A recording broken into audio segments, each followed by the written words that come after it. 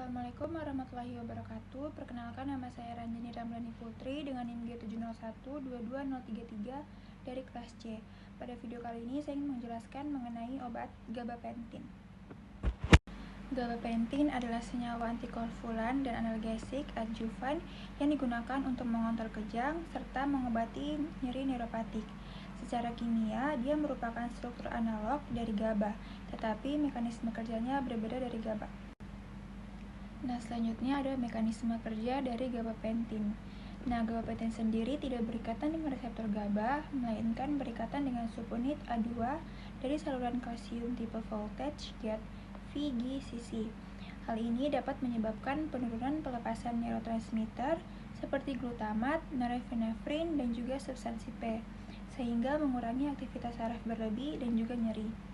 Hal ini menyebabkan penurunan masuknya ion Ca2+ ke dalam sel saat depolarisasi.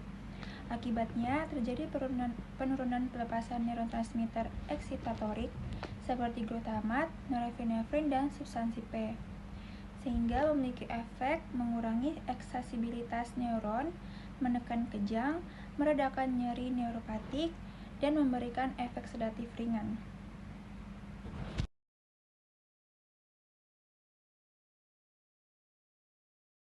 Selanjutnya masuk pada atme dari obat gabapentin.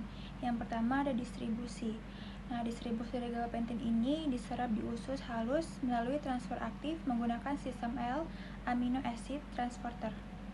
Nah, karakteristiknya itu memiliki bioavailabilitas tidak linear, menurunkan saat dosis meningkat. Nah, dosisnya sendiri itu 300 mg, bioavailabilitasnya 60%. Dosis 1600 mg, bioavailabilitasnya 30%. Hal ini karena saturasi transfer dari usus. Pengaruh dari perubahan struktur dari absorpsi gabapentin sendiri itu yang pertama modifikasi struktur untuk meningkatkan afinitas terhadap transporter atau menggunakan transporter berbeda, bisa meningkatkan bioavailabilitasnya. Contohnya gabapentin enacarbil adalah prodrug dari gabapentin yang menggunakan transporter berbeda, sehingga bioavailabilitasnya itu lebih stabil dan juga lebih tinggi. Selanjutnya ada distribusi. Gabapentin memiliki distribusi terbatas pada jaringan tertentu, di mana volume distribusinya itu sedang, yaitu 0,6 sampai 0,8 liter per kilogram. Tidak banyak berkaitan dengan protein plasma lebih dari 3%. Selanjutnya, pengaruh perubahan struktur dari distribusi. Yang pertama, menambah gugus lipofilik, bisa meningkatkan penetrasi ke jaringan, termaksud ke sistem saraf pusat. Namun, bisa juga menyebabkan peningkatan ikatan protein, sehingga menurunkan konsentrasi bebas. Yang kedua, struktur yang menyerupai L-amino acid memperkuat selektivitas distribusi melalui transporter spesifik. Selanjutnya ada metabolisme.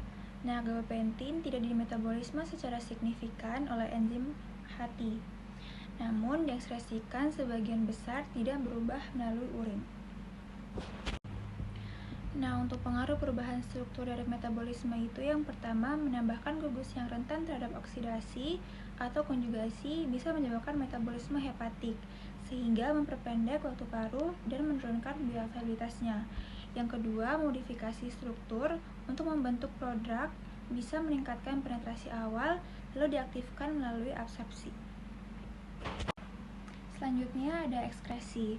Nah, ekskresi ini diekskresikan melalui ginjal dalam bentuk tidak berubah, di mana T/2-nya itu 5-7 jam, tergantung dengan bagaimana fungsi ginjal. Nah, untuk pengaruh perubahan struktur pada ekskresi sendiri, yang pertama ada menambahkan gugus ionik atau polar, bisa mempermudah ekskresi ginjal. Sebaliknya, meningkatkan lipofilisitas dapat menurunkan ekskresi renal, sehingga memperpanjang waktu paruh.